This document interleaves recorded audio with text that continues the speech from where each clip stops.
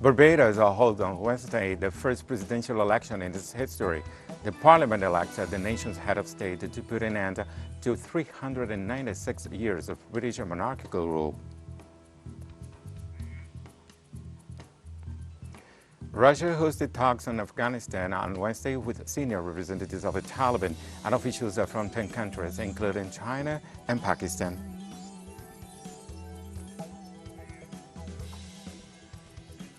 14 people were killed and several injured in Damascus when two bombs attached to a bus carrying Syrian troops exploded on Wednesday.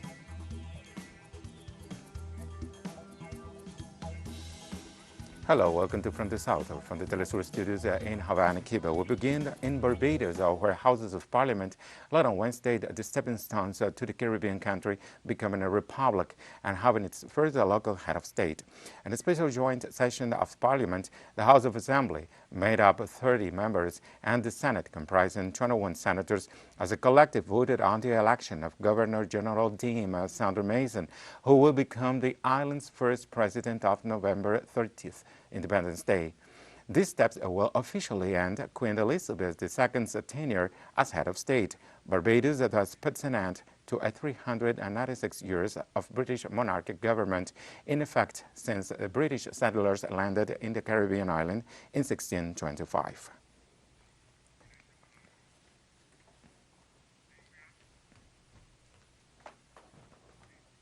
Former Argentine President Mauricio Macri returned to his country, but said he will not give a statement in a probe about alleged spying on relatives of 44 sailors who died in the sinking of our San Juan Navy submarine. The center-right former head of state is being investigated for his alleged responsibility in spying on relatives of crew members who died when a submarine sank on the high seas in November 2017. The Ara San Juan was discovered in November 2018 at a depth of 900 meters after a year of searching with the support of navies from other nations.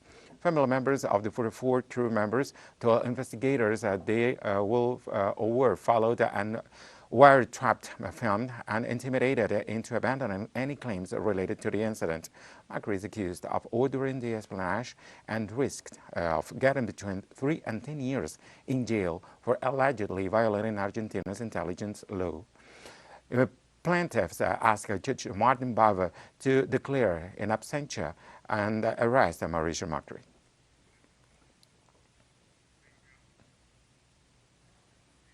A Colombian journalist kidnapped, raped, and tortured by right-wing paramilitaries has celebrated the decision of the Inter-American Court of Human Rights, which ruled that the Colombian state was responsible for the crime. Journalist Jeanette Bedoya said the ruling was historic. The Inter-American Court of Human Rights ruled Monday that the acts against Bedoya could not have been carried out without the consent and collaboration of the Colombian state, or at least with its tolerance.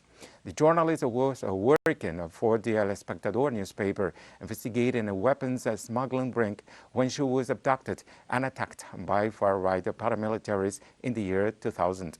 Seeking justice, she claimed that the state, including an influential police chief, was complicit in her abduction. The court, whose decisions are definite and unappealable, ordered Colombia to punish those responsible for the acts of violence and called for other measures, including training for security forces focused on violence against women. Colombia remains one of the most dangerous countries in the world for journalists.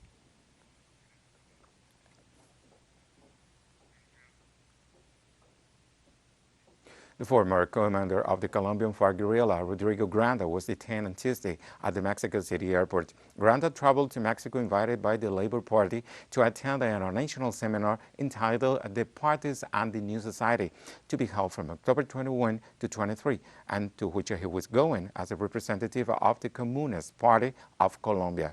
One of the topics to be discussed in the seminar will be the peace process in that nation. Former commander was among the peace negotiators in Havana during a process which began in 2012 and ended in FARC's disarmament. Meanwhile, the Communist Party said they expected a pronouncement from the Ivan Duque administration on why the red circular against Granda was reactivated while flying to Mexico with permission of the Special Jurisdiction of Peace in Colombia to attend an international seminar.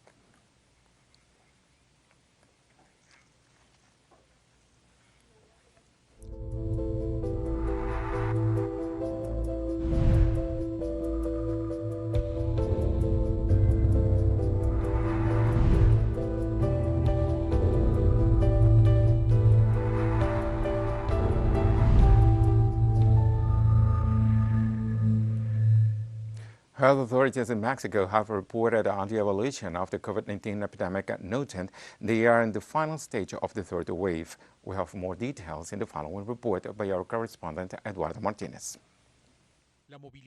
Mobility on the streets of Mexico City has gradually recovered and will continue to do so after authorities reported changes in the epidemiological indicator to green, which represents a significant reduction in viral transmission. I feel that some measures are in place in different establishments, but depending on the place in question, it is insanitary. Many people could get sick again. The reason why I do not feel safe is that during the red indicator, there were already a lot of people on the streets. Now with the green indicator, there will be many more people and COVID will return. Despite the change, the authorities appeal to the residents of the country's capital to maintain the health measures to avoid an increase in the contagion of the coronavirus, which has resulted in 3.5 million confirmed cases and 283,000 deaths related to the disease in the country. Those responsible for managing the health emergency explained that the reduction in cases and hospitalizations suggests that the third wave of contagion is coming to an end. Let us remember that we have already had reductions of approximately this scale of 11 weeks, and, as you can see, at this moment the incidence of cases is lower than the lowest level we had between the first and second wave. If this is sustained for the following weeks, we will surely be at the absolute lowest level of the epidemic. To date, the country has received 130 million doses of 7 different vaccines to fight the coronavirus. 77% of adults over 18 years of age have received at least one dose. President Andrés Manuel López Obrador insisted that the World Health Organization speed up the approval of all vaccines that have been proven to be effective in fighting COVID. It cannot be that they do not approve them. It would be very unlikely because we are talking about health. We are not talking about political or ideological issues. So I hope that when the letter arrives, they will consider it and resolve the issue. Meanwhile, the goal of immunizing the entire adult population by the end of October is unchanged, and vaccination of minors between 12 and 17 years of age with chronic diseases has already started in some states. Eduardo Martínez, TeleSUR, Ciudad de México. We'll be right back after this very short break.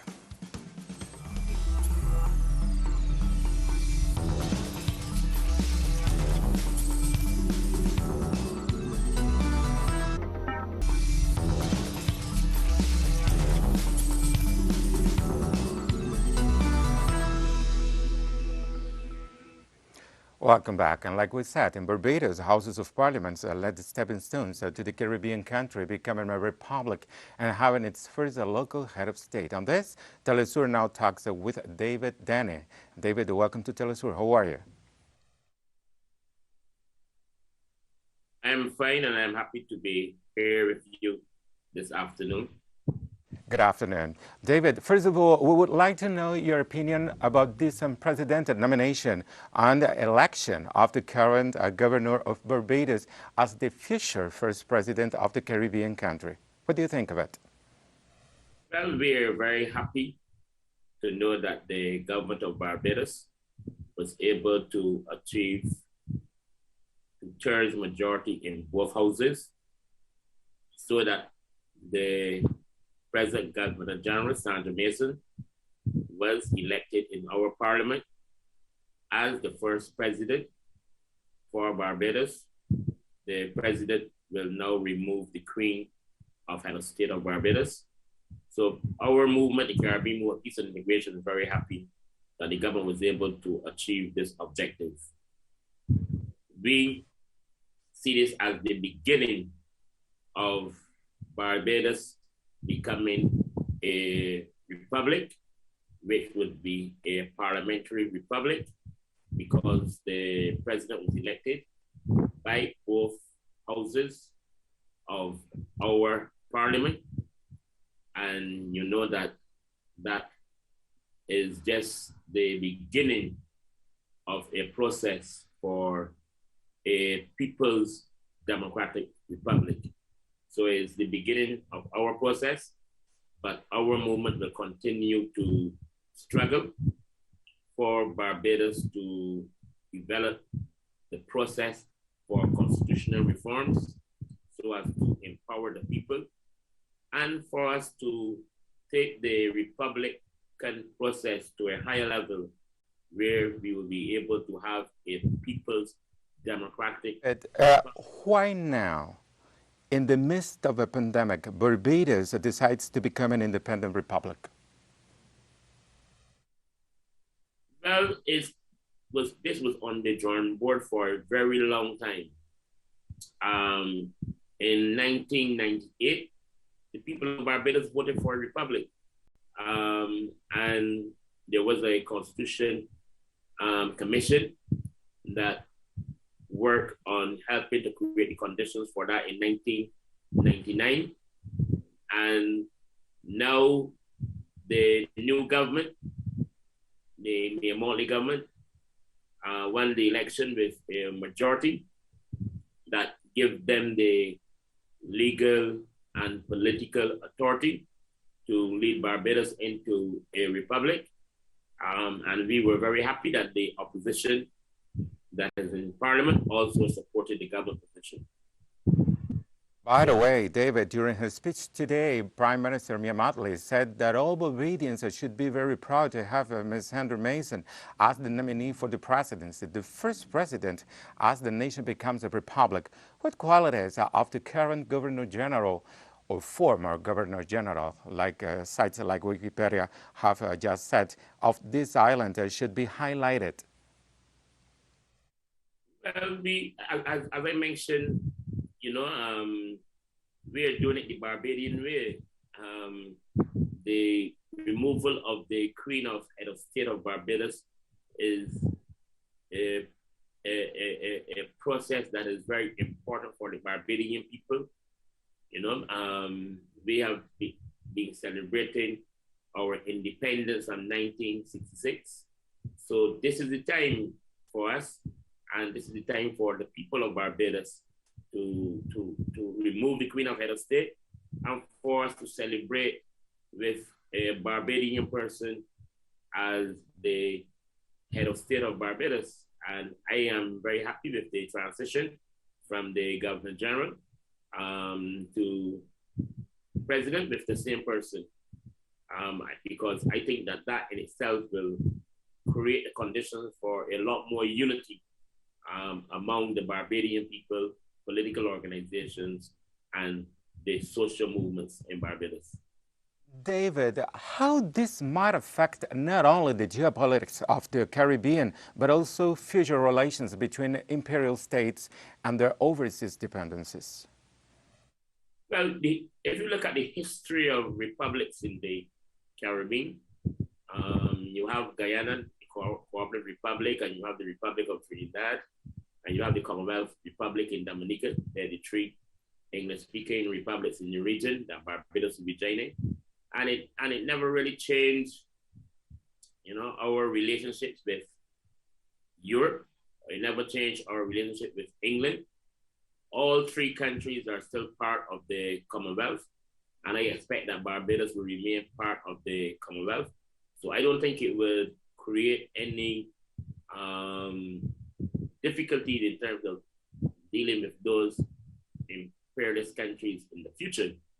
But what we as progressive forces in Barbados, as I mentioned earlier, what we need to do is to continue the struggle, because this is just a parliamentary republic that is taking place in Barbados, but we have to work towards the People's Democratic Republic. I think that is going to be, when the real struggle comes, is going to be for us to be able to transform our society and to empower the people of Barbados and to give them the type of hope and to create the type of direction for our nation state to become a truly People's Democratic Republic status. And then Barbados, UK bilateral relations, David, does Barbados becoming a republic mean that the island will break up relations with the United Kingdom? What will the link between London and Bridgeton be like from that moment on? Well, okay, it would be similar to what Trinidad and Dominica and Guyana have in relation to relationships with Britain. We're not going to see any major shift in terms of Barbados foreign policy as it relates to Barbados becoming a republic. I think the country will maintain that kind of foreign policy and direction relating to Britain and North America and other European states. But I think that what will happen is that our people will be able to say that we, are fully governing ourselves, and that we have a nation that is no longer tied to Her Majesty the Queen as our head of state. And if you look back at the past, we removed the statue from our national heroes square that represents slavery. So to me, there are changes that are taking place in Barbados for us to move our nation state forward. But at the same time, the Prime Minister made the same statement today that Barbados will remain friends of all and satellites of none. And I expect that to continue to happen with Barbados becoming a republic. I think we will also be able to demand, a higher level of respect from European nations and North American nations as a nation state, with a Barbadian as our head of state. For this time, thank you. Okay, thank you also. David Dane on TeleSUR. Okay, we have more stories coming up after this financial break.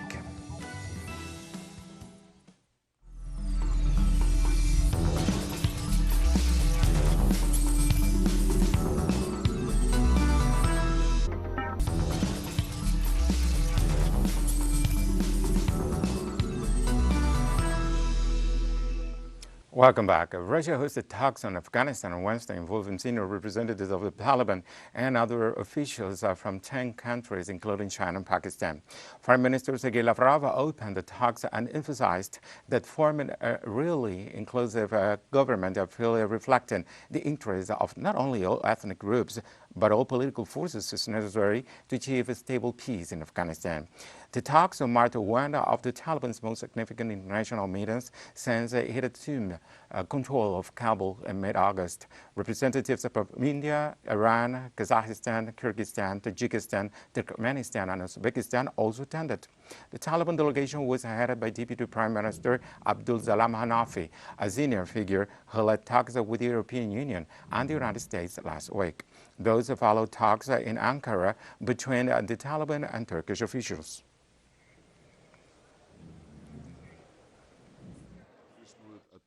The current situation in the country cannot yet be called stable.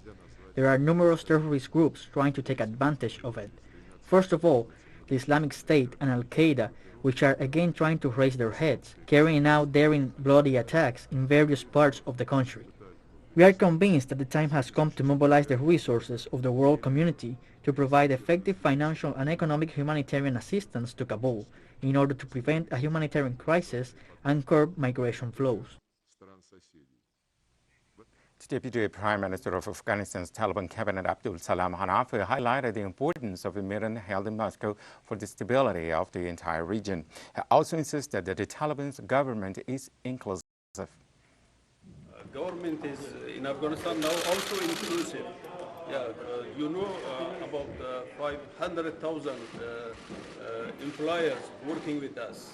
All of them former employees. We don't need for military aid. We need supporting peace in Afghanistan. We need reconstruction and rehabilitation of Afghanistan. And two bombs attached to a bus carrying Syrian troops exploded in Damascus on Wednesday. 14 people were killed in the attack, one of the deadliest in the capital in years. The explosion, which also left several wounded, happened at a busy intersection near a main bus transfer point where commuters and school children typically converge. No one immediately claimed responsibility for the attack, but several insurgent and terrorist groups that seek to overthrow President Bashar al-Assad are active in Syria.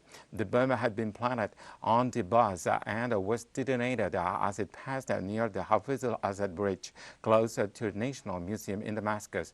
The attack is the deadliest in the Syrian capital since a bomb claimed by ISIS targeted the Justice Palace in March 2017, killing at least 30 people.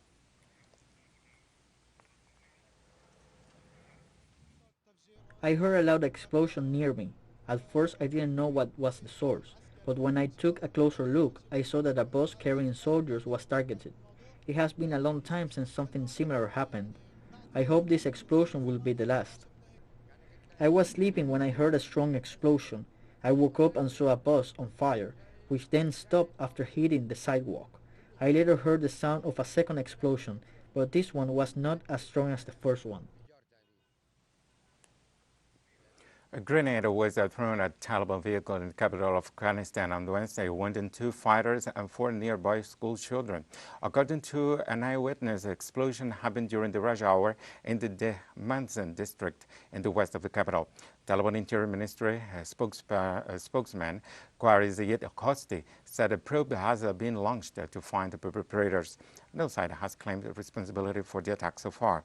The Taliban, which may restore security to the country, a priority after 20 years of war, is facing a wave of attacks launched by ISIS since it came to power on August 15. In the past weeks, ISIS-K has targeted the Taliban and civilians in mosque bombings in Afghan cities.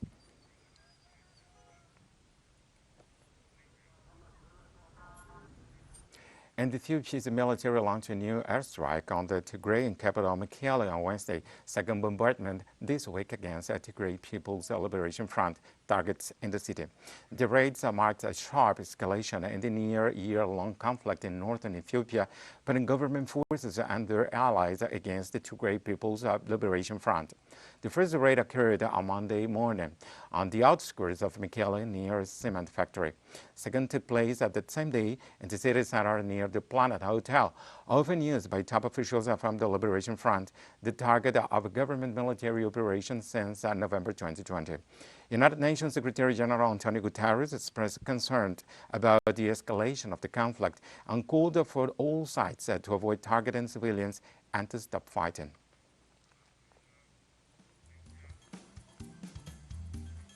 We've come to the end of this news brief. You can find these and many other stories on our website at TeleSUR English. You can also follow us on social media for all the latest news.